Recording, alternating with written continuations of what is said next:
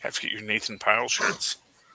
Hi, this is Phil, and I'm here to make sure you know all about the Capes and Lunatics Patreon. Don't miss out on all new episodes of Wade's World, Boob Windows and Long Foxes, our Hard R movie reviews, and so much more, all completely uncensored. Access starts for as little as $1 a month, full videos when you pledge $3 a month. Check us out at the link in all of our show notes, or just go straight to patreon.com/capesandlunatics. Hope to see you there.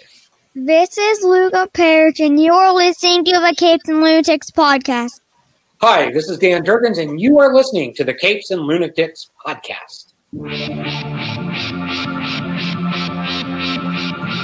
All organic, farm to table. Just the way I like it. We'll help our social media for that joke. Welcome back. It's been a few weeks since we had a regular episode of the Capes and Lunatics. That's right, Will. Anyway, I am Phil. Joining me, as always, the traveling man has returned home. It is Charlie, the Professor Essa. I forgot my name. And she brings the victims to her. It is. Hey, y'all. It's a little fun. So,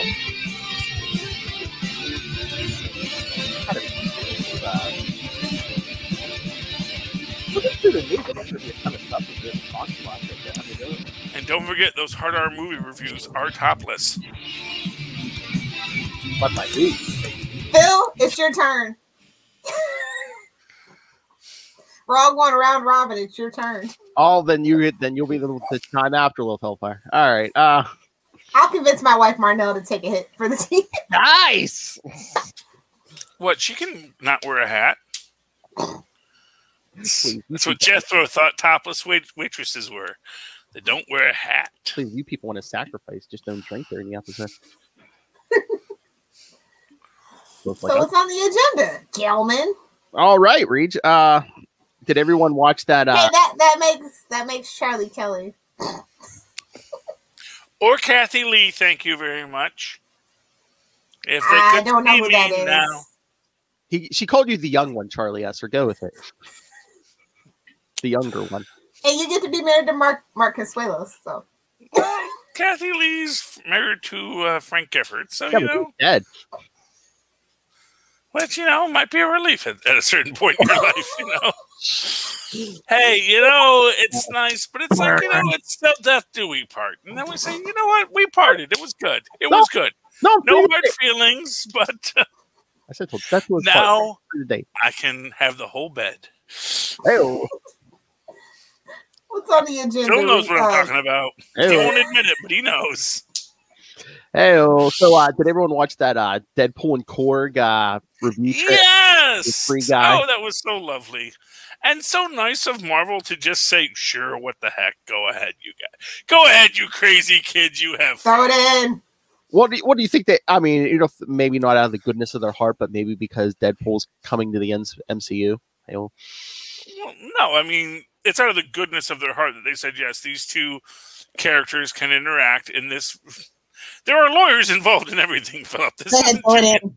Oh no, I'm sure contract, stuff was signed. Yeah, no, and they said you too.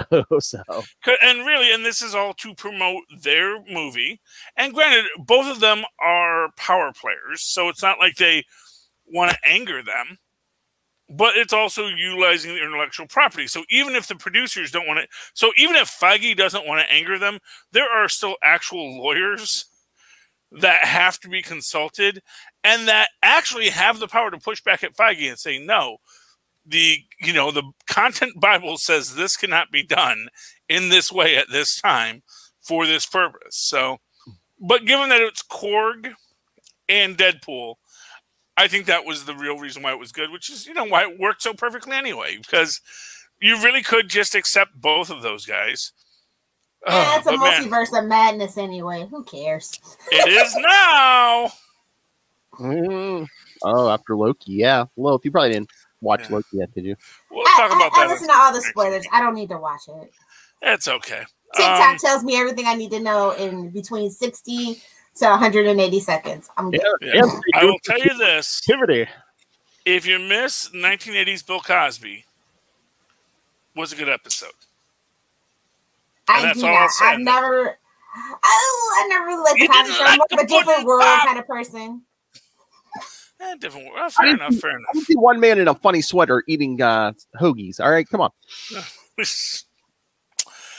we know what the hoagies were a euphemism for. There you go. Well, they do make you sleepy. So Exactly. Phil knows. He's had a Philly cheesesteak or Whoa. You're the one traveling the I'm country. just saying, a big meat-laden sandwich, it's going to make you loogie. It's going to make you sleepy. You eat that big sandwich, you're going to want to take a nap. Or like in How I Met Your Mother, eating sandwiches was a euphemism for smoking marijuana. Yeah. But I actually think when Ross and Joey slept together, it was after a big meal.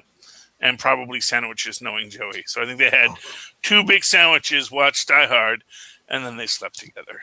And it was really just the best sleep either of them had ever had together. And it was real ship they were too afraid to go for. We all know. Well, they always are. They always are. They were always afraid to ship with Joey, you know? Joey was the one. He slept with everyone except his friends, but that was... Meanwhile, all the friends are sleeping with each other. It's like, come on. Joey was the best one. Yeah. Joey was the best one. Phoebe and Joey, I know. They should have been together. She ended up with Ant-Man. Yeah, well, you know. Worst way to go out. Worst ways to go out. Hey, man, you could end up with Ross. That's true. That's true. But although she did say she would marry Ross for the money. And then after she killed Ross, she would marry Joey. How much money could Ross have? He was married like 3 times. Only one of them was taking child support and money. Yeah. Well, he had a kid. I don't even know if he actually paid alimony to.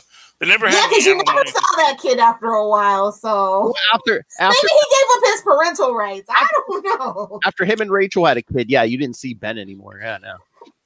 Yeah, well, you know, and to be fair, I think that the other wife probably wanted to say, "We don't need his money. I can support you. We're a family." And that's how Ben became that weird, creepy kid that never takes his hat off on Riverdale. End of story. Well, could you get child support too? Because she remarried, so it's like. Oh, well, child support is different than alimony. Oh, okay. Yeah, and actually, it depends on the laws in that specific state as well as. Oh, New York's a free for all, though. So. Well, true. You but have to pay child support till you're 21, till your kid's 21. But if she's not receiving aid, and she is not demanding child support, there is no child support owed. It's just because it's only if you're taking from the state that the state gets involved and puts out warrants. I would just show up and go, "Come on, man! I teach paleontology. How much money do you think I'm really making here?" Yeah, well, I don't know. I'm just saying they all lived very comfortable lives, so I don't think rent control apartment. I don't think Ross was paying alimony. That's all I'm saying, because I think that his wife left him for another woman. I think that in their own perspective, they felt they didn't need him or his money. You know, they don't need his schmeckle. They don't need his money. They don't need his schmeckle. They don't need his. They don't need his sperm-filled money. That's what Charlie's saying. Don't talk. That was a good line. If they don't need his schmeckle, they don't need his shekels. See, because it works. It's a pun. It's a play on words. Anyway, so that's what I'm saying. And so I don't think he actually paid child support to them because it never came up in the show, or he was just so good about it she never had to ask for it, which is another possibility. I don't think it was that, because Ross is a neurotic, narcissistic mess. Moving on. How do we get on Friends? Friend slander. I'm here for it. Sandwiches. Oh. It's always being sleepy. So I wonder if when we finally do get a Deadpool in the MCU, or is Korg going to be like in his movies? I mean, it's possible. It's possible. They better bring Josh Brolin back. Yes. Oh, I'm sure he's under contract. He has something, you know. There are contracts. They kind of sent him off, so they kept him, but true. Yeah, but I'm sure there's some case of them like, hey, you know, if we ever do a flashback, or you know, we need a voice for what if. Well, and not for nothing. Again, you have to remember, these are people that enjoy the show. There are jobs you actually enjoy showing up for work for. Oh, there are. Trust me, I know. Nobody here. No, I know Lilith has never had one. Oh, Lilith is waiting for I have. Oh, okay, when good. I was working for myself. Well, yeah. Screw capitalism, especially late stage capitalism. That's at the end of the day. That's all that is. You haven't seen the OnlyFans, have you? Enjoy it while you can. Novel's on the warpath on social media about OnlyFans this week. If only I had fans, is what I will say. When a famous comic book writer comments on your freaking social media post about porn, you're just like, okay. You're welcome, Little. I know Ty Tucker was all. I was like, holy crap! Well, she's not wrong. What are we paying the OnlyFans for? I'm glad that I could raise awareness. Although I will say, in this age of advanced digital media, it can be hard to tell the amateur from the professional as we go forward, and that's something that we've been moving towards for years now. Thank you, Cornhub. That was Cornhub. No. That's how we get around that on TikTok. Okay. But that's the idea, is that that there are certain that the technology has progressed to a point where you can digitally edit a feature film on a laptop and have it look like a professional quality film. But nobody wants professional porn anymore. That's not the trend. They don't want it to look like professional porn. That's the current trend right now. Well, I don't know. Trust me, I do. I'm going to be honest. I'm at the stage in my life. So I do. I'm at the stage in my life where most of my porn is text-based. It's like, what a remote story. You have fanfic, and then you have real porn. Okay, you have the fluff, and then you have the no. There is real text-based porn that is not fanfic. It is just. What are you, 90? Are you also playing chess by mail?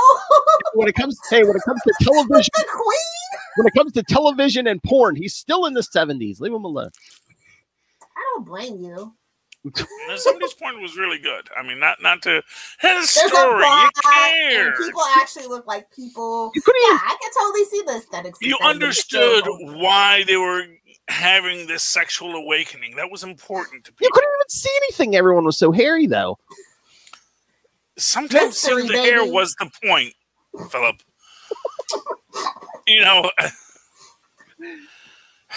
Okay, anyway. Wasn't this a comic book podcast? By the way, I don't know. Everyone's talking about Deadpool and everyone's talking about Fred. Everything porn. That is my superpower. It went right back to porn. Look who's down there. Come on. But I liked it because it was these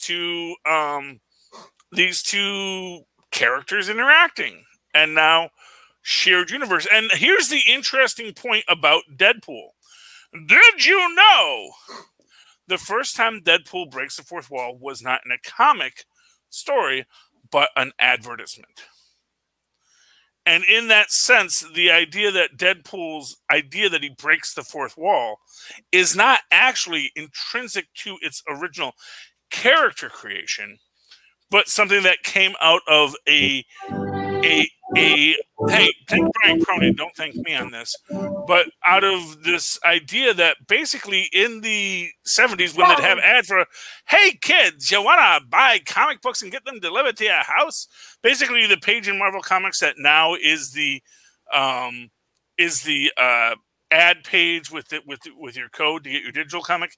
That used to be a page that would have a little cutout so you could never sell your comic book again, to purchase comic books. Thinking. That's how you get them to be valuable. Which is actually, that's going to be the big thing in the future, is it'll say digital code preserved. And that's how you'll know that is a rare comic book. Like, it is that's just vintage. Yes. But his first time breaking it was in one of these ads for something coming up where he says, hey kids, come and do this, and it was literally Hey Kids Comics, and that is what that entire fourth wall breaking concept for him comes from. Was that someone decided that because he did it there, that he could do it in the comic books. I wonder where Brian originally saw that idea. Where Brian? Didn't you say you think Brian Cronin? Nobody's Brian. Brian does the research, man. The man's actually, he does have his Juris Doctorate, you know. He is actually a professional, and he does research. So, and he's got one of those. Yeah, I know, but research, like, what sparked the idea? Like, where'd that come from? Oh, people like, write him and say, hey, when did Deadpool first break the fourth wall? And then he gives the breakdown. And then it's like, and the first time he actually broke the fourth wall in a comic book was this. And there's a whole thing because there was one X-Men story where Deadpool wasn't Deadpool. It was Agent X1 or something. And there's a whole thing. We don't talk about Agent X. I don't care if you call me a whore or you call me your princess. I'm just saying, you know, Brian Cronin does some great deep research. By the way, I just sent him an idea. I hope it actually makes the cut eventually, because he did look at it when he was looking through his messages, which is whether or not Sam Wilson is named after from Uncle Sam. Samuel Wilson, Uncle Sam. I don't know if the meat guy, I didn't know that. The meat guy. I didn't know that until just recently, and now I'm like wondering, wait, is that why they named him Sam Wilson? And of course, like I said, you know, Stan Lee would of course say, yeah, of course, that's absolutely what I was doing. But you know, who knows if Stan Lee does anything? Man's a mystery wrapped in an enigma. Anyway, Philip, was there something you wanted to talk about? Yeah. Poor Phil keeps getting sidetracked.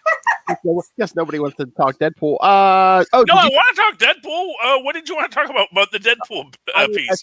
Because it's actually a bit for Free Guy. Yeah. Which is Deadpool adjacent because it is about a fictional character becoming self-aware. So it's an existential quandary, an existential discussion. It is about awakening yourself in the Matrix if you are Agent Smith. Mind blown. Agent Smith becomes real unto himself. And is he of the Matrix, or does he now control the Matrix? Is Neo in the Matrix, or is he outside of the Matrix? Is the Free Guy a free guy? Is he now truly free with free will? Or is he merely part of the program, a program Easter egg code that was always meant to be unlocked? And that is the existential crisis of Free Guy. This is going to be one of the deepest, most esoteric films since Lucy. There's going to be some crazy stuff about using. Did you just call Lucy esoteric? Oh, if you've ever saw it, it's esoteric. They do all kinds of weird visuals. They do weird visuals, man. That means it's esoteric. You're seeing grass grow, man. If that grass is growing, it's like, oh, that means something, man. I don't know what, but it's got to mean something. Grass is growing, man. But anyway, no, I think Free Guy could have a lot of. I think Free Guy could have a lot of interesting questions to be posed and asked and answered, or it could just be a film about people shooting each other in a video game. One or the other. It can be both. And to be fair, having Korg, a character who does not break the fourth wall, and Deadpool, a character who does break the fourth wall, together, both playing the video game about a guy who is a character in a game who is actively alive, kind of suggests, you know what, maybe there's more.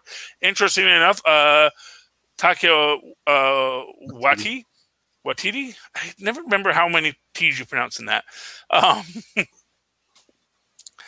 is the villain of the piece. Interestingly enough, he is the brilliant man who created the massive MMPP or Gaggle, whatever the thing the kids say where they play the games online, like the Fortnites. And he's the creator of it. Now he's mad because he has lost control of his creation. Much like Victor Frankenstein, he has created something, but now he cannot control it because you cannot control what you create. You create and it goes out and it may destroy you, or it may just destroy what you thought you once were. And that is the beauty of Free Guy. I do it twice on weekends.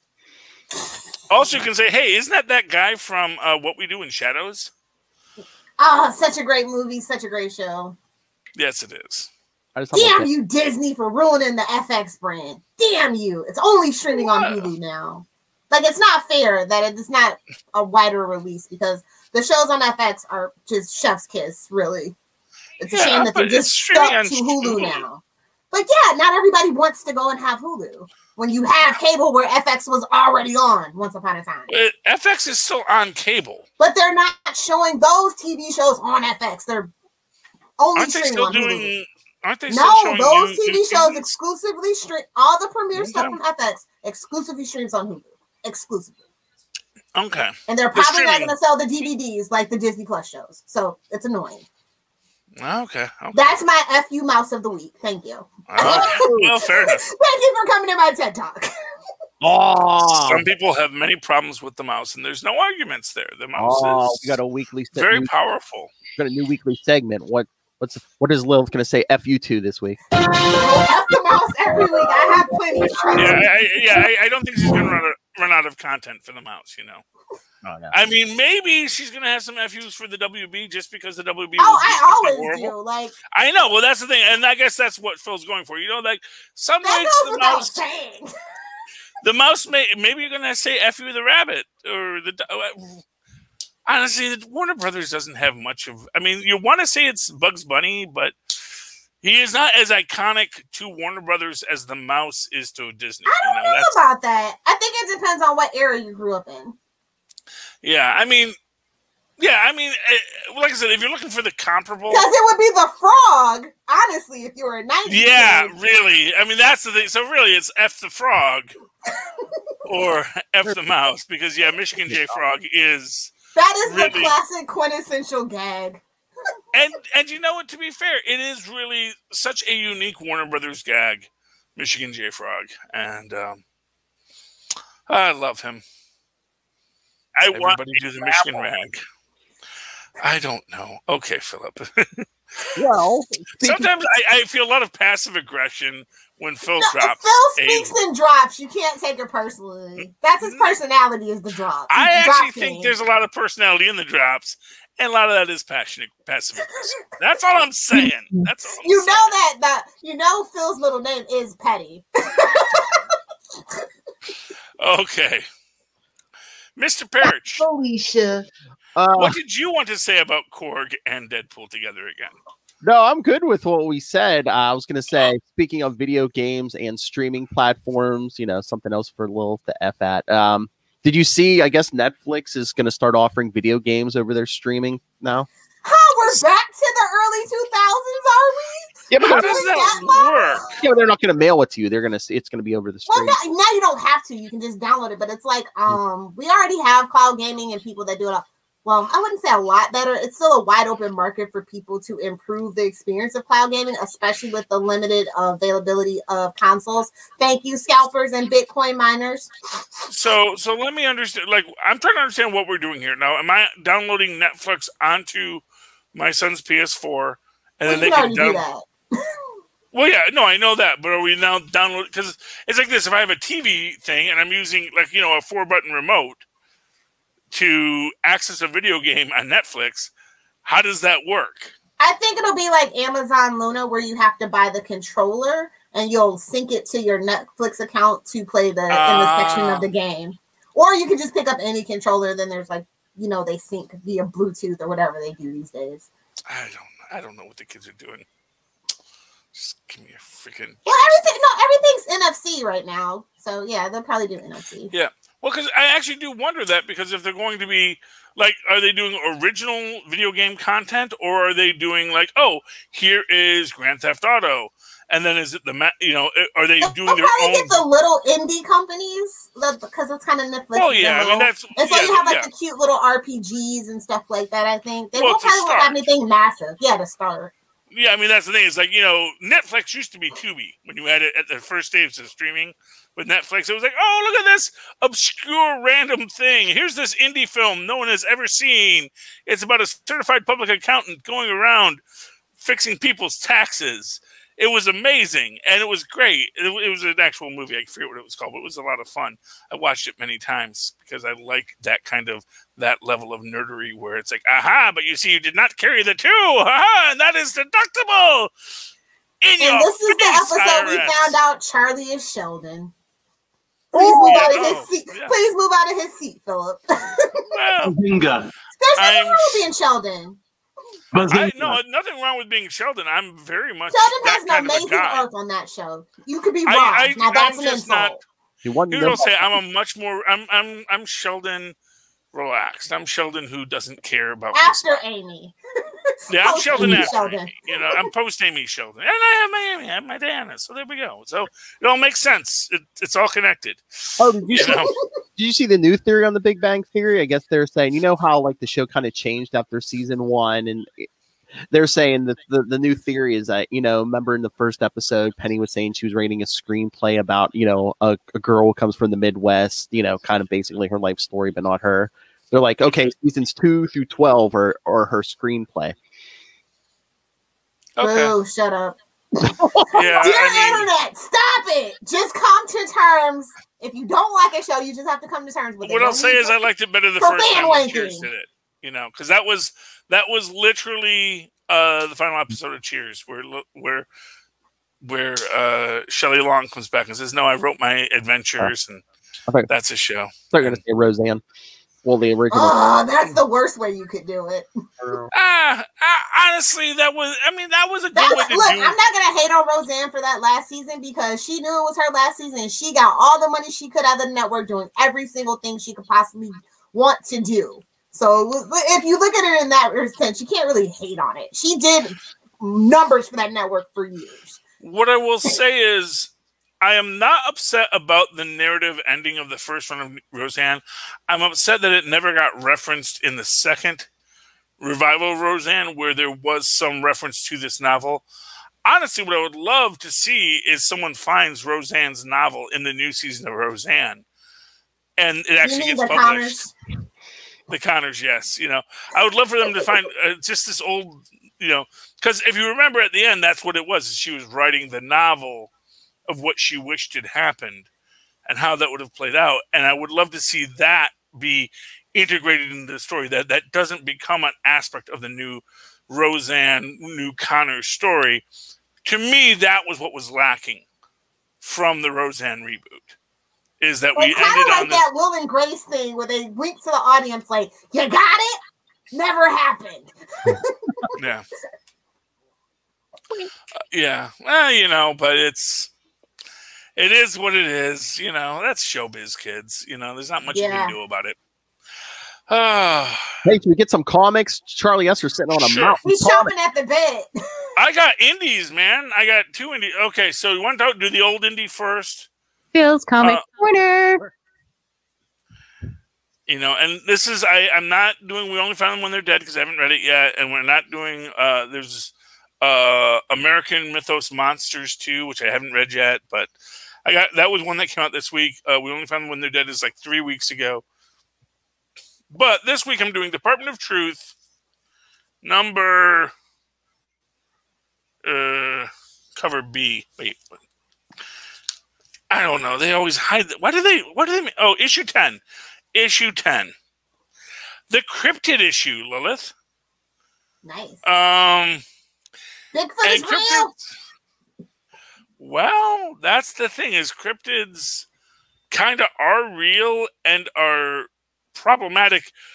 Though what's interesting is that what are problematic aren't aliens or angels or they're ghosts. Space sperm, to quote Rick and Morty this week. Yeah, space. They weren't space sperm. We know what you did, Morty. Be ashamed, Morty. Just own up to it. If you had just said, you know, it's like, you know, at a certain point, as soon as you saw the orange juice, you knew this was going to be a Gazorpazorp episode. I know, but the whole thing is that, you know, Morty, everybody knows now. Nobody is like, oh, goodness, you did that? It's like, of course, you know. Anyway, but the idea is in this, that when you actually imagine a living cryptid. It's a creature made of pure belief that has to exist in the real world. And it becomes a much more difficult thing to deal with, because aliens, angels, those things, ghosts, they appear and then they disappear. Cryptids have to be in an area, have to be around. And they actually say that it actually takes a toll on those who see it, because they become obsessed with it because they saw it, but their minds can't process what it is because it's a creature made of pure belief. And they made this point about jackalopes, that no one ever believed in jackalopes. But as soon as, but that basically if someone does a little CG animation of a jackalope, and some influencer on TikTok for the kids like Lilith, puts it out there, then they're going to be out in the woods for a week killing jackalopes. And there's a whole narrative here, which is... So it's just all about tulpas, basically. And that's a word they use, actually. Thank you, Lilith. I didn't even know that was a word until Lilith used it extemporaneously. And Thank you, Supernatural. Here's where it gets interesting. So we deal with the Department of Truth field office in this, which is basically the guys who go out and kill the cryptids. And by the way, they do make reference about having to kill Santa Claus, which every so often they sadly have to do. That was yeah, I'm waiting for the Christmas episode where they have to go and kill Santa Claus. You know what? To be fair, Lilith, if they didn't, he would wind up like Robot Santa Claus and just punish from Futurama, absolutely. Yeah, that's the thing. Where it goes eventually is problematic. So, but the problem is you have this. Can we keep the flying reindeer at least? Lilith, those things do not exist in this universe. That is not what you have to have laws of physics to govern the universe, Lilith. That's the point of the Department of Truth. I know. They're the TVA, but for fantasy and reality. Everyone's like, yay, let's break free. And then you get eaten by a dragon. You see, it's great when you're slaying a dragon, not so much when you're being eaten. And that's what the TVA and the Department of Truth are trying to say. I know you think, but couldn't we just let these fanciful, wonderful things exist? It's like, no. Crocodile Loki did nothing wrong. Yes. Oh, by the way, that is a thing I have to talk about. It is croaky, because even if he's an alligator, all alligators are crocodiliads or crocodilians.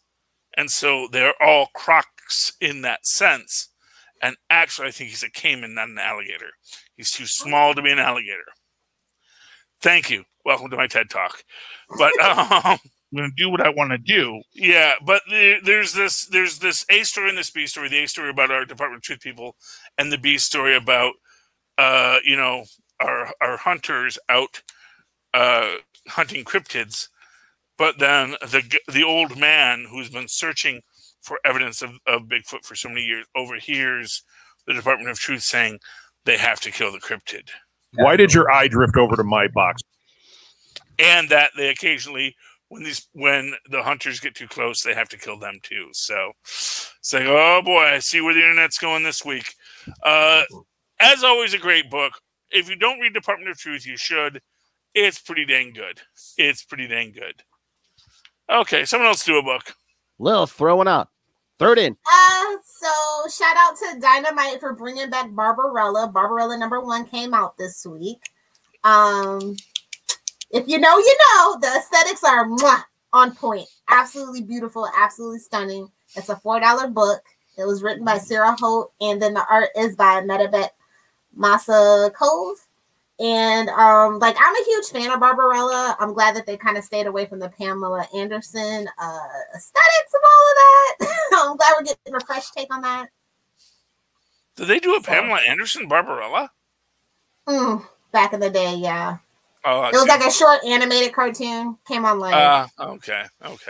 Like to me, Barbarella is always just Jane Fonda. That's my. That's the aesthetic I like. But this Barbarella, that's the 70s aesthetic. That's that farm to table aesthetic that you want. Jane Fonda can still get it. just so you guys know. The woman didn't make a lot of money doing workout videos for nothing. So, you know. I just love it's a very 70s campy story, but the aesthetics are very modern, very macabre. So like you kind of get this like juxtaposition of like the story and the aesthetics, and I think it works so far for me. Actually, it's kind of like James Bond with boobs in space, if I had to sum it up. So Moonraker, if Roger Moore was a lady. Yes, exactly. Perfect. I'm 1000% there. It's okay, totally get that. I know exactly what that is. I may pick that up. Yeah, Dynamite, like with the licensed properties that they have, they do a really good job generally. So I was really excited. It totally caught me off guard. I totally forgot that this was coming out. And when I saw the cover at the store, I was like, oh my God, yes. Perfect. Philip, it is your turn. What book did you read? All right. Did you read an indie book this week, or is it all just the big two? Kyle Sagan's book isn't out this week yet, is it? No. Carl Sagan has a book? What? Carl Sagan? Kyle Higgins. Radiant. Oh, Kyle Higgins. I thought you said Carl Sagan. I was like, man, I didn't know Carl Sagan was still doing comic books. Good for him. Yeah, no indies, but I'm going to throw out Spider-Woman number 13. Oh my God. Okay, so I'm all cut up. And now I can start listening to the Spider Babies. Yes. And if you want to send feedback, they're recording Sunday, Lil. So if you want to send feedback on 13. Yeah, I mean, again, just the same team. Para Perez is killing it on the art. I mean, just a beautiful book. You know, even when she's smacking someone around with a baby stroller, it still looks great. That's how I feel. I can relate to that panel. all these assassins are coming out of the woodwork because she has a floppy disk of info from the High Evolutionary. Can I shout out Lady Bullseye? Like, this is how you do Bullseye. That's all that I'm saying. Lady Bullseye greater than regular Bullseye. And I love Carla Pacheco's writing because I love Lady Bullseye shows up and Jessica Drew's like, Lady Bullseye, I almost didn't recognize you. Is that a new costume? I didn't recognize you without a boob hanging out. Yeah, that was about what I was going to say there. Is she like more tastefully dressed now? Well, everything's in. Okay, so no, she's just wearing like the standard leotard that that most proper superheroes wear. Yeah, like the design's there, but yeah, it's not actually hanging out. So. Oh, okay. So yeah, I mean, I like the concept of Lady Bullseye, but mostly the design was always a little like that does not look comfortable. Yeah. First off, we're going to hide all the knives you're going to be throwing with that. That's all I'm saying. It's in her prison purse. I mean, yeah. I don't think that'd be comfortable. That's all I'm saying. Like I said, our team's great. I love Carla's writing. They should give her a Deadpool book if they ever do another Deadpool book. I can totally back you up on that one. Oh my God! Are you listening? You said you're re-listening to Nowhere's the Fear episodes. Wait, they've talked to her like at least two times. Wait till you hear that. Sweet. I'm gonna get caught up on that. Send that feedback. Yeah, I'm on board, and I can't wait for our Spider Baby crossover. Yes. No, there's just one Spider Baby, right? Or is there more than one? The Spider Babies we're talking about is Ray and Saren. Oh, I thought you were talking about like her baby. I know she had a baby that has spider powers. Yeah, she has one baby, but yes, we're talking about Ray's other podcast. Oh, okay. So Ray is the Spider Babies. They make their dreams come true. They'll do the same for you. But I thought you were talking about maybe there was more than one Spider Baby in the comic books, because there have been multiple Spider Babies, just never together. They've never done across the Spider Baby. Now that's what we need to do. We need a council of Spider Babies. I'm here for it. Yes. I need my little Ben Parker and whatever Jessica's baby's name is, and just 6 other Spider Babies. Miles and Gwen's baby, because it's gonna happen. Mark my words. So, they can even get the little Spider Baby from the little universe. Oh, that's just the little Spider-Man, and he can be like the leader of the Spider Baby Council. Like, no, listen, guys, I'm the oldest. So yeah, and of course, Parker as just a general council member. So yeah, I cannot. I'm not a baby. I'm a pig. I'm a full-grown adult pig. I cannot recommend the Spider-Woman series highly enough. And then, yes, you guys should read it. It's on issue 13. And then go check out To Know Her is to Fear Her, the Spider-Woman podcast with Ray and Saren. So. You're welcome, Ray. Where's our feedback, Ray? Tricky Dicky. Okay, is it back to me? Yes, sir. So I want to talk another great book from the indie world. A Man Among Ye. Another classic Lady Pirate saga. I don't know exactly what random Caribbean island is set up, but they got hookers and the big bed. For those who are fans of Young Einstein, you know the big bed costs extra. And here we see Anne Bonny in bed with two young ladies. She is commissioned for the evening, as all of her crew has been looking for her. They're kind of playing her into a bit of a Jack Sparrow bit here, where she's just sort of wandering around. She's not drunk, though, so you got to give them that. She's just, no, I'm just super capable, and I'm not worried because I know we're going to get through this. We're the protagonists. And we get, she's basically been waiting to get this special thing from this clearly a witch lady. They see the little puppet show, which is actually kind of some budding political satire where they kill the pirates after they agree to not be pirates if they give them land. And then the guy kills them anyway. And it gets pretty dark. And, you know, we have, the lady who ran away with her servant, who is very, very, very much bothered by how much work this is to be a woman on the lam. And her runaway slave lover is like, yeah, I know. It must be very difficult for you. Anyway, plotline, and Bonnie finds a really great sword that she's going to buy. But then the cops come, so she has to kill them, as you do. And wackiness ensues. Rich girl tries to get kidnapped back to her dad, but her faithful escaped lover tries to help them. They all eventually... This is a great panel right here, actually. We get the four of them running away from all the troubles, only to be cornered by the British, as you do. And that's our cliffhanger for next episode. I'm so glad that A Man Among Thee is back. It ended, and it seemed to be gone forever by the way that they sort of sent it off. Like, yeah, we figured we got the 4 issues. That's all we got. We're back with 5, and I'm so excited to see where we go next. A Man Among Ye. If you like Lady Pirates, and I know you do, you're going to love this. Lilith Hellfire. Oh, let's see. I guess I'll give a shout out to Black Mask. They did Everfrost #2 this week. Everfrost is kind of like the Morlocks versus the Eli. You know, that's the kind of vibe that they're giving. I like the artwork. The story is kind of, it's sci-fi. It's if you're looking for like a good sci-fi adventure kind of story that's not like set in the Big Two and you like the time machine, basically, I think this might be the book for you. It was written by Ryan K. Lindsay. The art's by Sammy Kevla.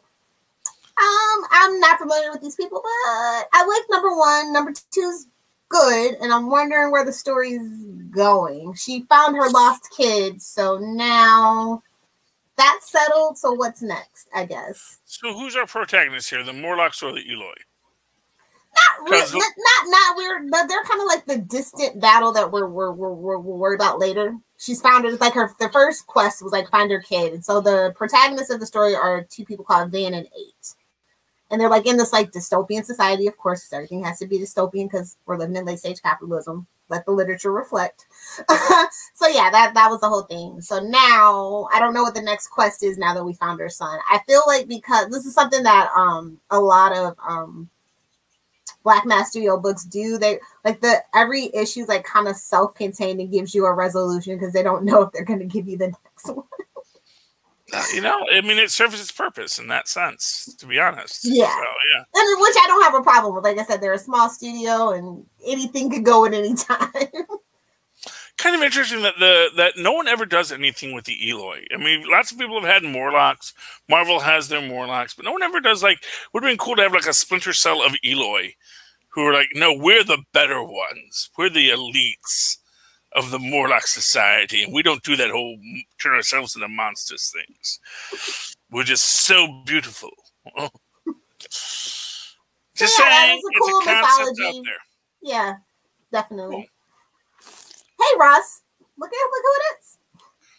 Russell? Oh, that was a while ago. Oh, it was a while ago? I missed it. Oh. Okay, Philip, give us your book. Lilith, did you do your homework? Did you read the Flash annual? Of course I did. What did you think? Is Gorilla Grodd in it? No. What is this, the 90s? The 60s? You know he likes that 70s porn. No. I like gorillas, and I won't apologize for it. There's a drop. Okay. Lilith, did you think they redeemed Wally West in this or no? From where he was and what they did, they better had. I'm glad that they kind of retconned it. Like, I'm glad that we're getting justice for Wally. Like, I've been screaming justice for Wally for a while. And I'm just glad that he's getting it and that these Gen Z kids will know an actual decent Wally West. I'm super excited for the future and promise that it holds. But at the same time, it's like Barry's still my guy, so. And they kind of made it so like Roy Harper could make like actually like sacrifice himself to save the universe. He's always sacrificing himself. He's already back in Infinite Frontier, so don't worry about that. Okay, cool. Well, because I'm not reading Infinite Frontier like that.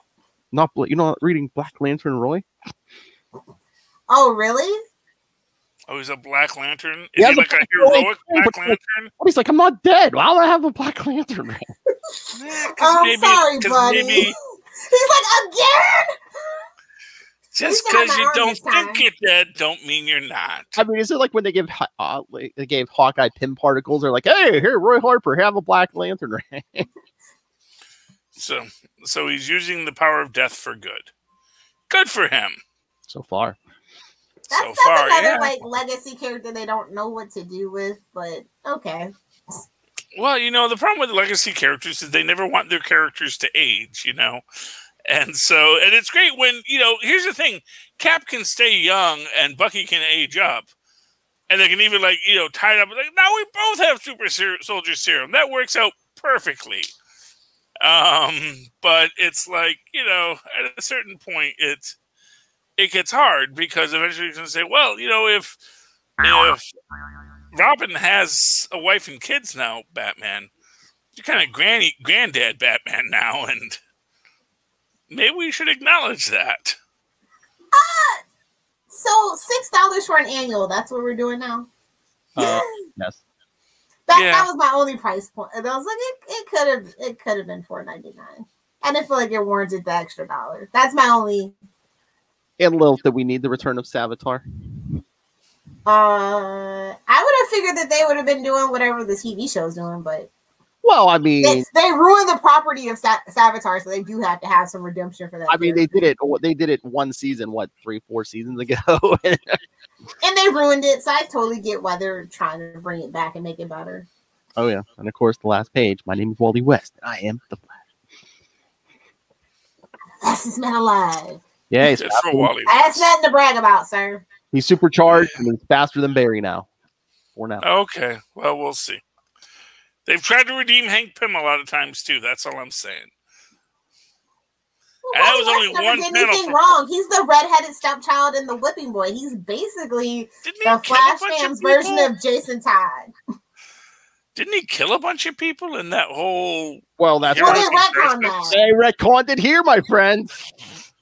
It was a Speed Force explosion. It wasn't Wally West.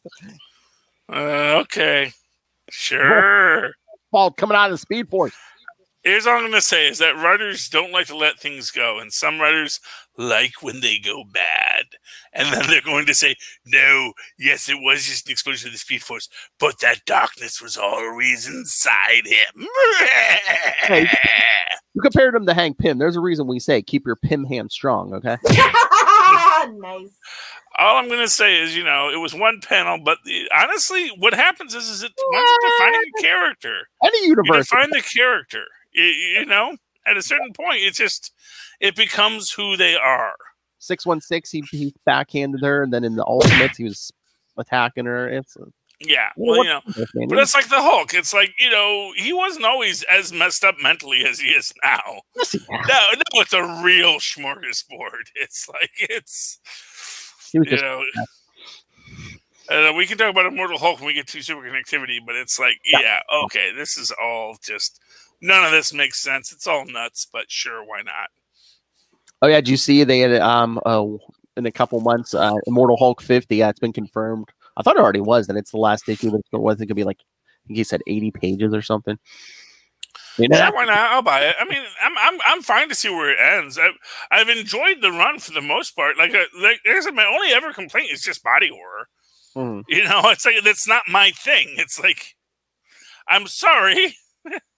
I like my text-based porn. I don't like body horror because it kind of makes sense for the Hulk, and they hadn't been doing it, so that's what kind of drew me in. So I think that's what they did. They like, well, this is an aspect we can explore. Yeah, and it is, and it's not like they haven't done it with the Hulk. Ever since Kirby drew him with 3 toes, it's like it's been waiting there. And this is what I say: like there's already no man. Remember when the Hulk got 3 toes? That's because like his body's always shifting and changing, and he's gonna just explode into muscle and bone and crazy blah body horror. That was that artist's thing or that writer's thing. I mean, when you and that's how we got Immortal Hulk. It's like, man, 3 toes, man. How does the Hulk have 3 toes? It's because it's body horror, man. They want to make you see how much of a monster he is. Which, incidentally, is what I've actually even discussed as to why the thing has only 4 fingers. Because the loss of the finger is what separates him from humanity. And that's why he can't be both Ben Grimm and the Thing. Because he can't accept... So he's a Simpsons character. Gotcha. Yeah, something like that. I have a whole discussion on the whole subject, and I'm quite proud of it. It doesn't exist anymore as a written document, but it was out there in the old Marvel message board. Did you have a great hard drive crash? No. I typed it on the Marvel message board, and then they just got rid of the Marvel message board. So it's probably exists on the Marvel message board in the Wayback Machine. But like other people on the boards were like, oh yeah, no, Charlie really knows what he's talking about about how radiation affects your perception of yourself and why Ben can't be both Ben Grimm and the Thing. And I wonder if they're going with that something with the Hulk now because they want to bring him kind of in line with the MCU Hulk and this idea of there is not a Banner or a Hulk, there is only us. I get so much right. I do. It just takes a long time because don't even get me started on the current Spider-Man story. Oh, the Sinister War? Yeah. All of it. Do we want to end with that, or yeah? You can turn to super connectivity to read about the Clums. Oh, that's all right, Lilith. We're doing Ultimate Spider Cast tomorrow. We can talk about it there too. Yeah, that's true. All right, anyone want to throw out any other books? I got a whole other show to do. So, I mean, if you need time, you need filler, Phil, we can fill. No, I'm just saying, does anyone want to throw any out here? Yeah. I mean, no, we're good. Especially Lilith, since she's not doing the other show tonight. So. No, I'm good. I got everything in that I had on my list. Hey. Oh, good Lord. But yes, no, Lilith, Infinite Frontier #2. Good Lord. Yeah, I'm still on 0, so leave me alone. Flashpoint Batman he's on, was that Earth 22, gets attacked by Magog, Wait, okay. Flashpoint Batman. Yeah, Thomas Wayne. They love that Flashpoint Batman. I thought you meant 0 Point Batman, so. No. Batman story being written today that no one's reading but me, but okay. I wrote the first couple, it's fine, it's cute. See, look. He's the world's greatest detective, Philip. You should appreciate that. Black Lantern, Roy Harper. Poor Roy. Oh, that's all. Oh, yeah, that's right. Because all of a sudden the ring flares up, and then he's like asking, he's like, he asked where his daughter's at. I didn't know he had a daughter after New 52, so he's asking the ring, where's my daughter? But all it says is, come to me in my black lantern. Well, you know that Young Justice show is still popular, so we got to keep bringing that up. Okay, but and the ring says Darkseid. So then Ollie's a granddad now. Yeah, since like the 90s, dude. Okay, but don't you see what the problem with this whole conversation is? I mean, in the 80s and 90s, I mean, they were writing Oliver Queen like he was at least in his 40s, right, Lo? Yeah. Yeah, I get that. But, you know, now his daughter's going to be 22. And it's like, this is the problem that you're creating with the story, is what I'm saying. Well, I don't think Roy Harper's kid ever got past what, like probably 6? I know they're Franklin Richards in her, but the fact of the matter is, I assume her or him, I don't know. Her, but I always assume it's a baby daughter, just because it's a weird thing. Because you're more inclined to protect your baby daughter than your baby son, I guess, is the argument to be made. I don't know. Don't tell my sons. Sorry, Ezra boys. And then Cameron. It's something, you know. It's a weird patriarchal thing. Well, Cameron chases down Captain Atom, and then figures out that he's like some other. Hey, I have a Funko of that. What, Captain Atom? Yeah. I want that. It's on my wish list. But no. Oh, done. Say less. Then she finds out it's like a double from another universe, and he like kills himself. It says Darkseid is setting off like a massive like nuclear explosion. What is Infinite Frontier supposed to be? I'm so confused. I think was it the end of Dark Knight's Metal? One of these many. I think they're trying to set up Darkseid like pre-Crisis Darkseid. Okay. So. You know what my problem with Darkseid is? Darkseid is the better Thanos. Your point? Oh no, it's that if he has this omniversal brainwash power that he never uses, it's like, oh, I've got the anti-life equation. Great. Would you like to use it to control all beings in the omniverse? No. I have to only use it at special times on a one-on-one basis. He's on the spectrum. Even though I've shown I could do it like on a massive planet-wide scale many times. Take it. No, I'm not going to just control everything with the anti-life convenient plot point is convenient. Your point, so I mean that's comic book. I know. Here's my point: is that like Infinity Gauntlets need Infinity Gems. They can be taken away from them. There's like all these things that go into why the MacGuffin actually has a purpose in the story. But if he just has the MacGuffin and he could just use it whenever he wants to, but he just chooses not to. Honestly, I just gotta ask, dude, is that even your motivation? Are you just a lazy old god who just likes to fight people? That's kind of the thing. That's actually kind of the thing. That's kind of the thing. He's old and he don't give a crap. Yeah, that's so. Yeah, all the new gods have like these weird quirks, so they're really sad, man. It's just a sad existence. Honestly, I think it's just the way Kirby wrote everybody. Because I've been reading some early Eternals. I got like the big omnibus.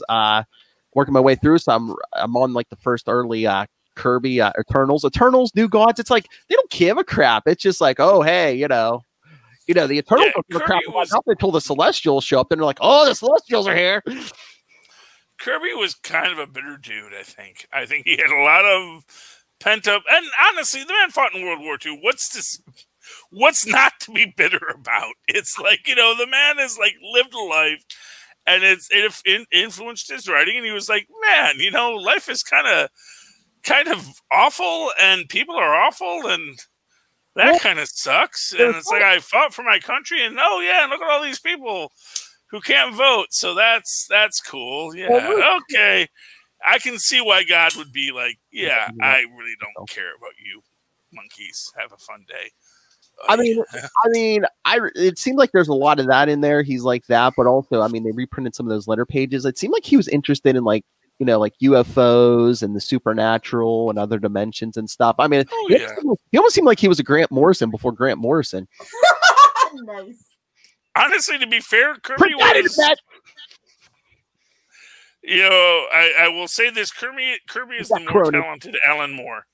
I said it and I stand by it. And we haven't had an Alan Moore hate fest in a while, so we'll allow it. I'm on vacation. That would have been Finally, I can fill out my bingo card and take a drink. Thank you, Charlie. Enjoy bingo. Yeah, no, it's It would have been funny if he would have been like, poop on Alan Moore while I'm gone. He just sends him feedback. And to be fair, I've made peace with Alan Moore. I'm just gonna say, it's not like what he did was groundbreaking, except that he was the one who created it himself, and so it is groundbreaking for him, and that's a good thing. It's not groundbreaking, but he created it himself. You know what? When it's real to you, it's real. It's still real to me. It doesn't matter. You know, this is the thing. So they recently Every realized story's been told before. Everything's just window dressing, bro. That's what I'm saying, man. You know, it doesn't matter if the Babylonians had trigonometry or they didn't. The fact of the matter is the guy who rediscovered trigonometry did the work and found his version of trigonometry that he then passed on to more people. So it's not like, oh, wow, the Babylonians had trigonometry and now that other trigonometry doesn't matter. It's like, no, that guy still did the work. He still created his own. He rediscovered trigonometry. The trigonometry. I got you. He rediscovered trigonometry, and writers have been doing that for years. I mean, Kirby wasn't the first guy to do it and wasn't even the best guy to do it. But he did do it. Yes, sir. Look, man, I'm sorry. These people working in popular fiction. As Orson Welles said, popular fiction, it's a great field to be in, but, you know, I've never been a popular artist. And right there is just like, oh, okay, well, that's just your, you know, he says, you know, I love Dickens. Dickens was a popular artist. I'm not a popular artist. And right there is that little, oh yeah, Shakespeare, he's so popular, you know.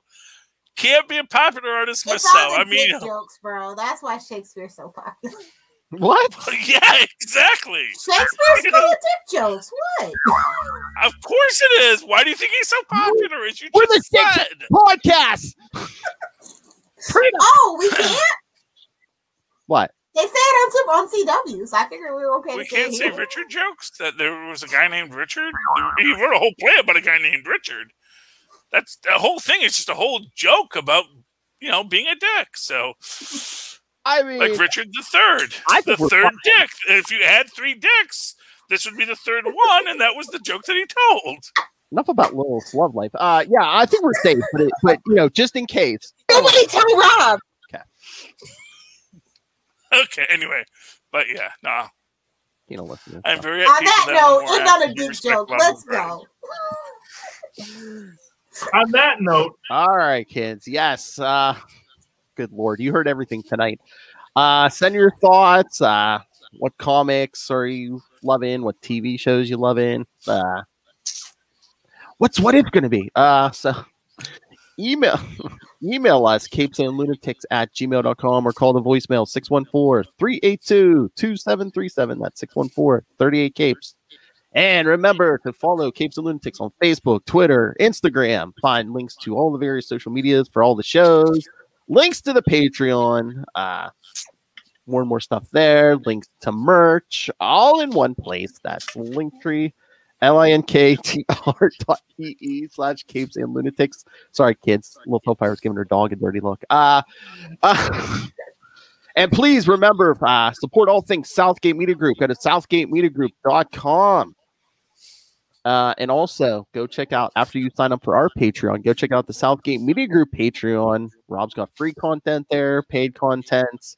I wouldn't be surprised if he had home video of him and Charlie Esser in his backyard. Hey-o. Hey-o. There are photographs. I don't know if anything was taken with an action lens. So a long lens. Yes. So check that out. And also go pick up Pod Life, the book, now in digital and paperback. And you get that on Amazon. And when you get anything on Amazon, use the link for Southgate Media Group right down there in the show notes. That's right, Little Hellfires. Help us support this show, the network, and that guy with 4 fingers. Hey-o. Don't we all have 4 fingers? That man who paid money to pose with Charlie Esser, Rob Master Doom Southgate. Make it rain. So says I do it. Do. I do it for free, Philip. What did you say? Oh, okay. Mark my words. Hopefully you got a clean drop of that one. I do it twice on weekends. Love Hellfire. Oh wait, Charlie, are you and Maz gonna cover What If for Enough Said? That's a good question. I will talk to him about it when we finish up Loki. Because we haven't gotten there yet. But yeah, I mean, obviously, that's a thing we could do. But I have to see what he wants to do. But yes, I'd love to do that. That's in August and it's soon, so maybe. Nice. So if you guys want to hang out with me on the interwebs, you can find me on Twitter at Lil Hellfire, on Instagram at Lil Hellfire69. Daily reminder that Instagram is no longer a photo sharing app. Moving on, not going to be petty. And of course on TikTok at Lil Hellfire69. Not in the face. Oh, please, you're my sister. Come on, you're petty too. All right, Charlie Esser. Well, if you'd like to write to me in that old-fashioned email way, the way our mothers and fathers once did, do so at superconnectivityblog@gmail.com. That's superconnectivityblog, all one word, @gmail.com. Of course, follow me on the Twitters. I live tweet things like, I don't know, probably Legends of Tomorrow is the only thing that has a schedule anymore. Sundays at 8, I think, when I remember, at Charlie Esser. That's CharlieEsser. Look for the 2 E's in the middle. For quality. Bing! I like it when we have the live version a lot better. Yeah, that was great last time, yeah. Honestly, you've never lived until Maz has given you a ping. Whoa. Hooray! He's so good to work with. He's just the best. Makes me better. All right, so all of you skinny rich friends, join us next time. But until then, we have been your capes and Passand Lunatics.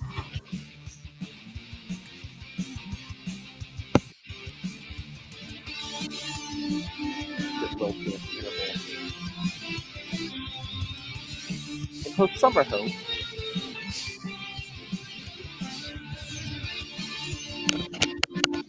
Stuff is old. Because of Florida for the winter.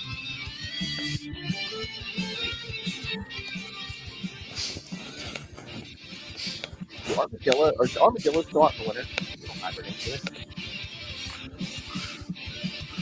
I have an armadillo for sale. Magilla armadillo for sale. I got nothing.